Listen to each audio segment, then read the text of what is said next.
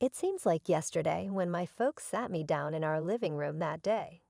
I was 7 years old, holding my tattered teddy bear and wearing my favorite purple outfit with butterflies. Mom and Dad clarified that they would no longer be living together. They handled it so coolly. No yelling, no hurling objects. Just two grown-ups who had lost their love choosing to part ways. I refrained from crying. Perhaps I was too young to fully comprehend what was going on. Everything was so neatly compartmentalized by them.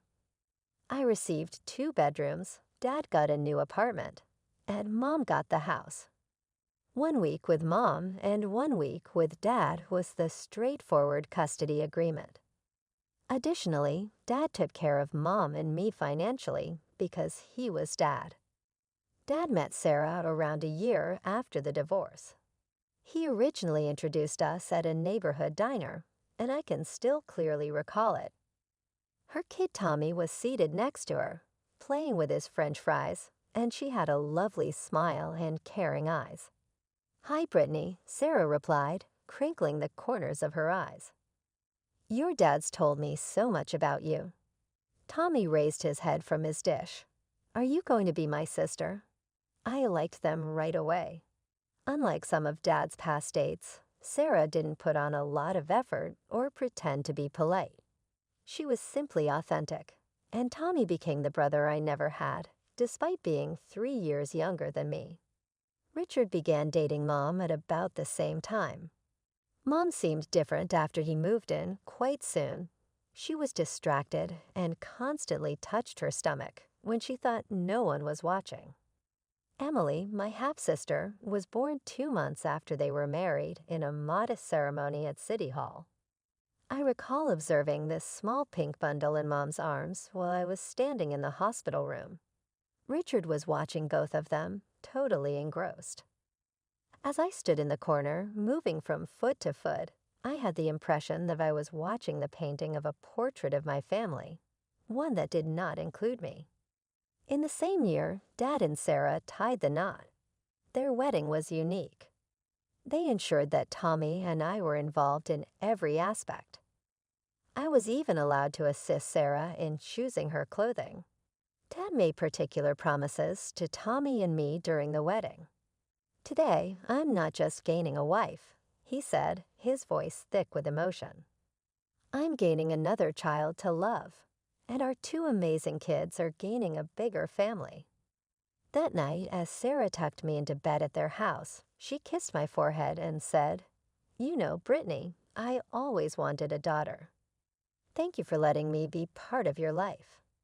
I hugged her tight, already knowing that while my family situation wasn't typical, I was lucky to have at least one home where I truly belonged. Life at Mom's house changed after Emily was born. It wasn't anything dramatic, no harsh words or cruel treatment. It was more like I was slowly fading into the background, becoming a ghost in my own home. Mom quit her job to become a full-time housewife, and everything began revolving around Emily. At first, I tried to tell myself it was normal. Of course, a baby needs more attention. But as the months passed, the forgetting started. Little things at first, then bigger ones. I remember standing outside school in the rain, watching other kids leave with their parents after the parent-teacher conference. Mrs. Johnson, my 4th-grade teacher, waited with me for almost an hour before calling Mom. "Oh God, was that today?" Mom's voice crackled through the phone. "I'm so sorry. I was at Emily's Mommy and Me class. Can we reschedule?" We never did reschedule. Richard just picked me up that day, barely glancing at me as he drove home, talking on his phone about work the whole time. Then came my 10th birthday. I woke up excited, running downstairs, expecting at least a happy birthday from Mom. Instead, I found her fussing over Emily in the kitchen. "Mom," I said, hovering by the doorway, "do you know what day it is?" She looked up, distracted. "Tuesday." "Oh, I need to take Emily to her doctor's appointment."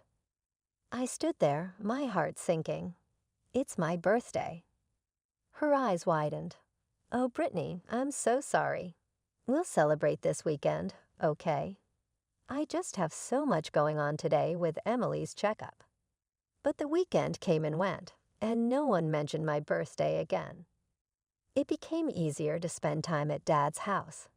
Sarah always made sure my favorite snacks were in the pantry, and Tommy and I would spend hours playing video games or doing homework together. Dad never missed a single school event, and Sarah often came too, taking pictures and beaming like I was her own daughter. I started spending more and more time there. A few days turned into weeks, then months. Mom barely seemed to notice.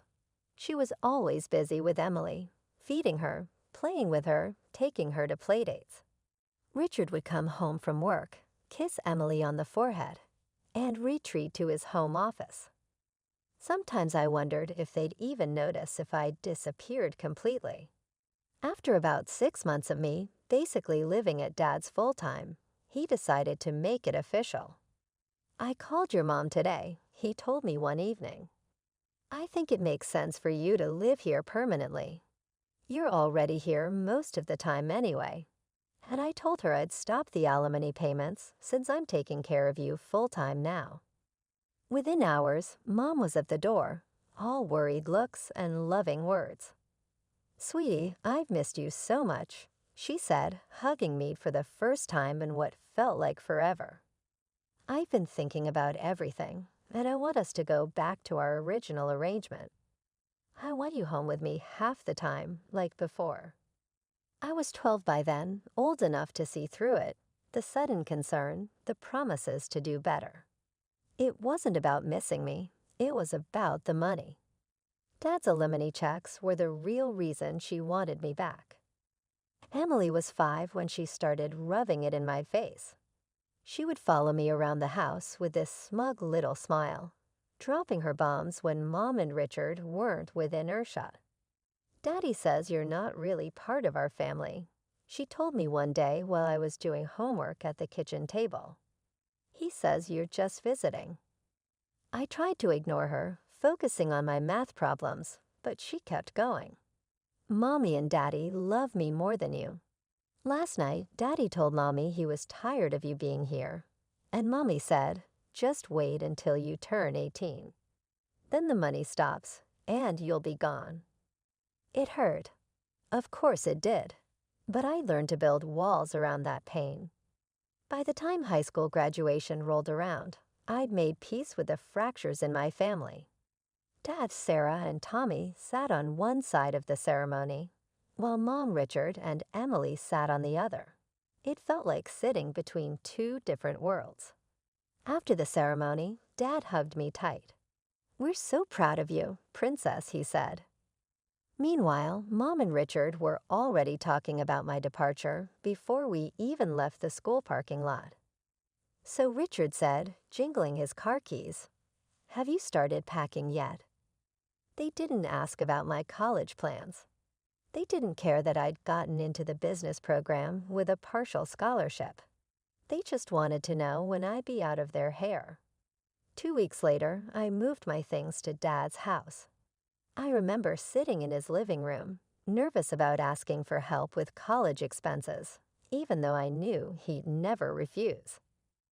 "Dad, I got accepted to the financial analyst program," I said, playing with the acceptance letter in my hands. I got a partial scholarship. But before I could finish, Dad and Sarah exchanged glances and smiled. "We've already got it covered, honey," Sarah said, pulling out a folder. "We've been saving for your college funds since you were 8. I spent that summer working at the Silver Spoon Cafe, saving every penny I could. My shifts were mostly morning ones, which left my afternoons free to spend time with my real family. Tommy and I would go to movies. Sarah taught me to cook proper meals for when I'd be living in the dorm. And Dad, well, Dad just kept being Dad, always there with advice or a hug when I needed one. Mom never called to ask about my plans, never stopped by to see how I was doing, never seemed to care that her oldest daughter was about to leave for college. But by then, I'd stopped expecting her to care. College life started in a blur of new faces and experiences. My dorm room was tiny but cozy, and my roommate, Jenny, was nice enough, but we never became close friends. Between classes and my job at the campus cafe, I barely had time to breathe.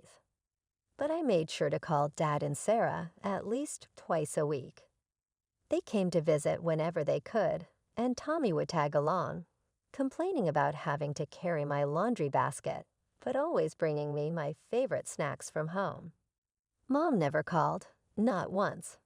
My 19th birthday came and went without even a text message from her. I shouldn't have checked my phone that day. Shouldn't have hoped, but old habits die hard. Later that night, I made the mistake of checking her Facebook page. There they were, dozens of pictures of her perfect family. Mom, Richard, and Emily at the beach. Emily's dance recital, family dinners, holiday celebrations. Each photo carefully staged to show their happiness. Each caption talking about family time and loving my family. I wasn't in any of them, of course. I'd been cropped out of their family portrait long ago. I threw myself into my studies after that, determined to prove that I didn't need their approval to succeed.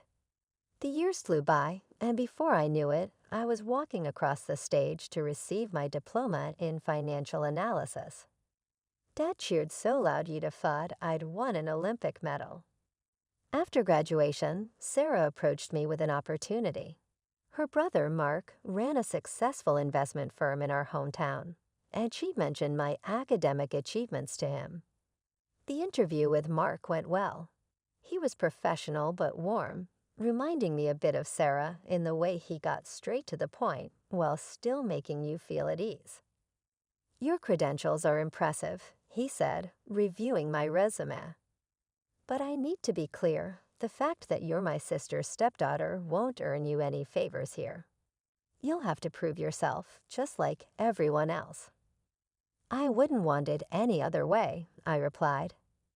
I got the job and rented a small one-bedroom apartment near the office. It wasn't much, but it was mine. I worked harder than I'd ever worked before, taking on the projects nobody else wanted, staying late to perfect financial models, and developing comprehensive growth strategies for our clients. The results spoke for themselves. Client portfolios under my management showed remarkable growth. The company's revenue increased significantly, and Mark noticed. He didn't play favorites, but he did believe in rewarding good work. The bonuses and raises came because I'd earned them, not because I was family. The first thing I did with my surprise year-end bonus was buy gifts for my real family. A new golf set for Dad, who'd been using the same clubs for 15 years. A spa weekend package for Sarah, who never splurged on herself.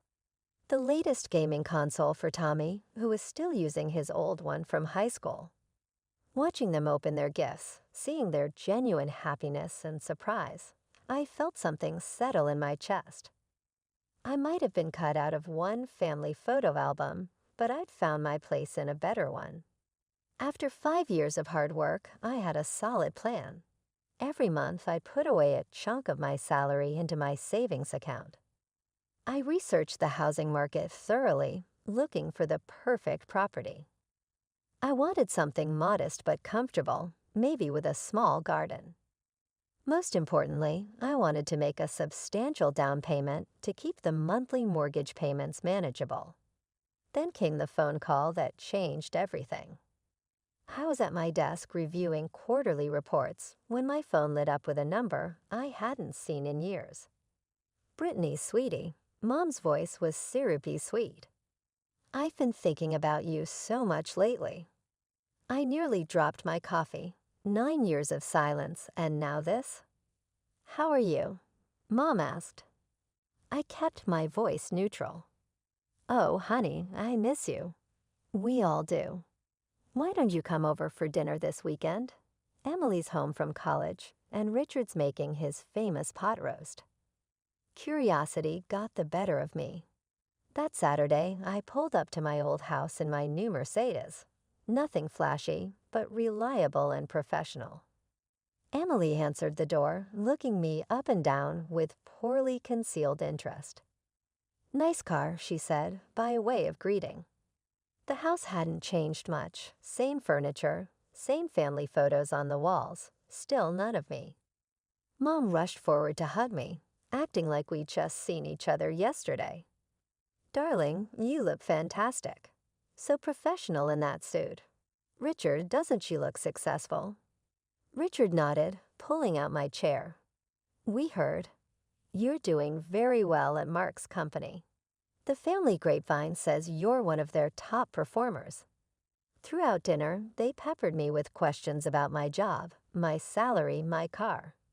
Mom kept mentioning how expensive everything was these days, especially with Emily in college. "That's such a beautiful watch," Mom commented, reaching for my wrist. "Must have cost a fortune." I smiled politely. It was a birthday gift from Dad and Sarah. "Of course it was," she said, her smile tightening slightly. "They always did spoil you." That dinner turned into more invitations. Suddenly, Mom wanted to be part of my life again. She'd call regularly, stop by my apartment, unannounced with Emily in tow, invite me to family dinners. Emily would wander around my modest apartment, examining everything with calculating eyes. "This place is kind of small," she commented once. "I thought you made good money." I kept my responses vague. "It suits my needs." Mom would chime in, "But surely you're planning to upgrade soon with your salary." I just smiled and changed the subject. Something about their sudden interest in my life made me uneasy. It happened on a Sunday afternoon. Emily was over at my apartment, supposedly to bond with her big sister. I was in the kitchen making coffee when I heard her gasp from my living room. "Oh my God," she said, staring at my laptop screen. "I've left my banking app open after paying some bills. Is that really how much money you have saved?" I quickly walked over and closed the laptop. "It's not polite to look at other people's private information, Emily." She ignored my comment. "Why are you saving so much? What's it for?" I hesitated, but figured there was no harm in telling her. "I'm planning to buy a house soon. I want to make a good down payment to keep the mortgage payments reasonable." Emily just nodded, but I could see the wheels turning behind her eyes. She left shortly after, making some excuse about meeting friends. The very next day, Mom called to invite me to dinner. As soon as I sat down at their dining table, I knew something was up. Mom had that look she used to get when she was about to ask Dad for more child support. "Emily tells me you're quite the saver," she said, passing the potatoes. "That's wonderful, honey. You know, Emily's having such a hard time with college expenses, and she'll need an apartment after graduation." I took a bite of my food, saying nothing. "It would be so nice if your successful big sister could help her out." Mom continued, her voice dripping with suggestion. "Family helping family, you know." I put down my fork.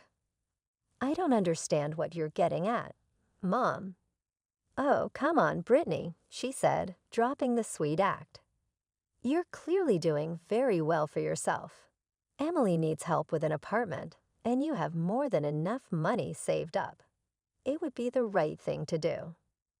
I looked at her incredulously. "The right thing to do?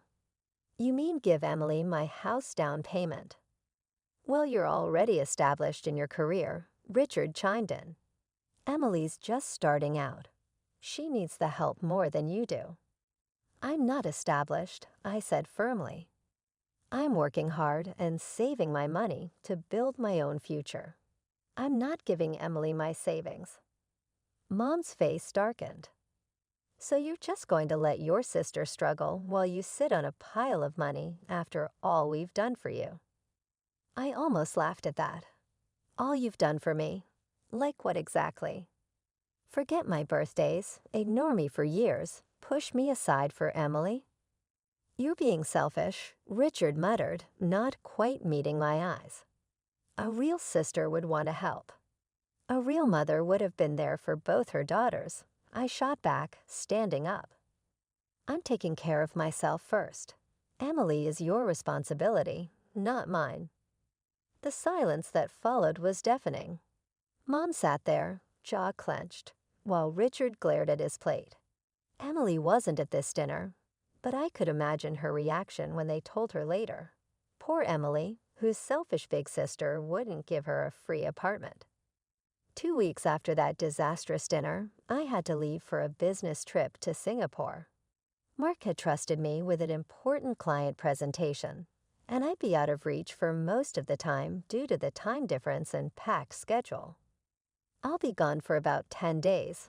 I told Mom when she called, trying to maintain some semblance of politeness despite our recent argument. Just letting you know I'll be out of contact. Oh, overseas? How nice for you, she replied, her voice oddly interested. The trip went well, but when I landed back home, my phone exploded with notifications. As soon as I turned off airplane mode, banking alerts flooded my phone, dozens of them. My hand started shaking as I scrolled through them. Account transfer, $1,750. The world started spinning. I rushed home, threw open my laptop, and logged into my banking app. There it was, a massive transfer to an account I didn't recognize. But the name on the transfer, Patricia Warren, my mother's name. I drove to their house like a woman possessed, my banking app screenshots pulled up on my phone. When I pounded on their door, Richard answered with a smug look that made my blood boil. "Where is she?"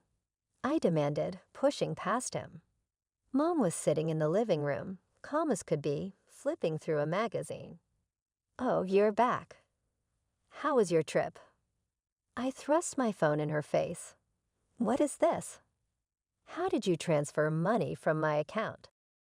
She barely glanced at the screen. "I don't know what you're talking about." "Don't lie to me. It's right here, a transfer to your account." "How did you do it?" Mom finally dropped the innocent act. She put down her magazine and smiled. "Actually, yes, I transferred the money. Emily needs an apartment, and you weren't being cooperative, so we helped ourselves." "How did you even get into my apartment?" She reached into her purse and held up a key. "Remember when I borrowed your bathroom that day I visited? It only takes a minute to make a copy." I felt sick to my stomach. "Give me my money back now, or I'm going to the police." Mom actually laughed. "Don't be ridiculous. You won't go to the police. I'm your mother. Besides, you can always save up again. You have a good job, no responsibilities. Emily needs this more than you do. We've already found her the perfect apartment." "I'm serious," I cut her off. "Return my money or I'm—" "Or what?" Mom sneered. "You'll send your own mother to jail. Please, you don't have the spine." Richard grabbed my arm and started pushing me toward the door. "I think it's time for you to leave. This is your last chance. I warned them. Give me back my money." Mom's only response was to wave goodbye with a smirk. Richard shoved me out onto the porch and slammed the door in my face. The police station was quiet that night. I sat across from Detective Martinez, my hand steady as I filled out the complaint form. I had everything documented. The unauthorized transfer, screenshots of the banking app, text messages with my mother about my business trip. Richard called me that same night, his voice alternating between threats and pleading. "You need to withdraw the complaint," he demanded. "Do you have any idea what you're doing to your mother? Your mother's crying." I hung up. Let her cry. I'd cried plenty of times over the years because of her. The legal process moved surprisingly quickly. The evidence was overwhelming, and Mom's arrogant admission to the theft didn't help her case. She sat in the courtroom, playing the role of the repentant mother, tears streaming down her face as she promised to return every penny.